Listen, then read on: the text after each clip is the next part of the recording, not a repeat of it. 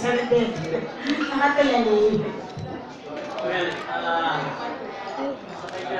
tayo ay nagagalak at nagbalik si Ai sa kanyang pinanggalingan. Hindi ko nakakalimutan na dati namang kapuso natin si Ai.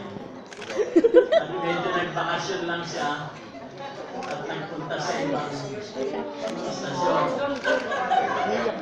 Pero higit sa lahat, kaya ako natutuwa ay hindi lamang magaling na comedian si Ai, magaling na artista at saka talagang professional.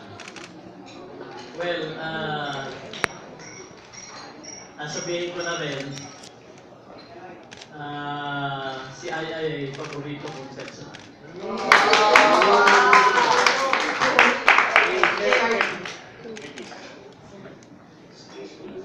Magandang umaga ho sa inyo lahat. Alam nyo, ang bilang mga Pilipino, no, yung hindi ano sa atin yung kung bakit ang reunions talagang pinagsasayahan.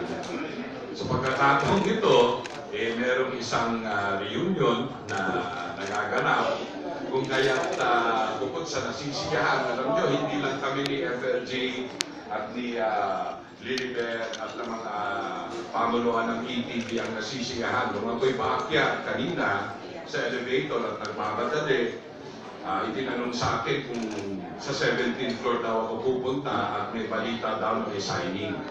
Nung nalaman na si Ai darating para i-formalize yung kanyang pagbalik, nagpalakpakan sa elevator.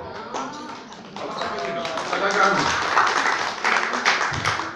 lahat ng mga kapuso, nagtutuwa, ay kaming lahat bukod sa nagagala, nasisiyahan sa iyong pagbalik, and we look forward with great anticipation to working with you again. You make us all proud to be Kapuso. Maraming salamat sa iyo. Thank you, sir. Welcome back. Thank you, sir. Miss Lilibet, unang-una, salamat at talagang gumayak ka ng book. Ay, ano pa lang po ito? Mamaya po may mas grabe pa nila. Wait lang. Pati microphone, pero hindi, si Ai, matagal na matagal ko nang kilala, both on a professional and a personal level. So, galak na galak pareho ng aking dalawang boss na nagbalik siya kung saan siya nagsimula. Si Chini La Chica, ang tandang-tanda ko, character niya na hanggang ngayon ay memorable pa sa aming lahat na ano din dito sa GMA, trabaho sa GMA. And we are very, very excited and looking forward na hindi ka lang makatrabaho, pero maging masaya ang pagsasama natin. So, message to sila. I have returned. Nandito na po ako ulit sa aking dating tahanan.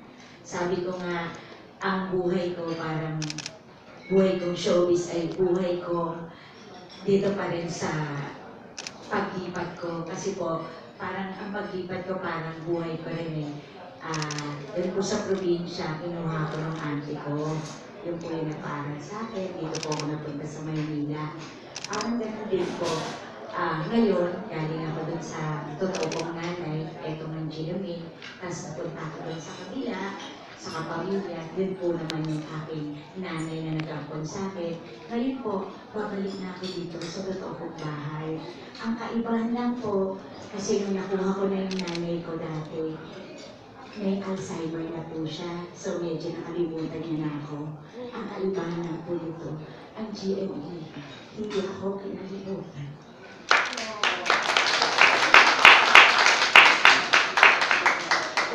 Maraming salamat po sa maliit niyong pagtanggap sa akin.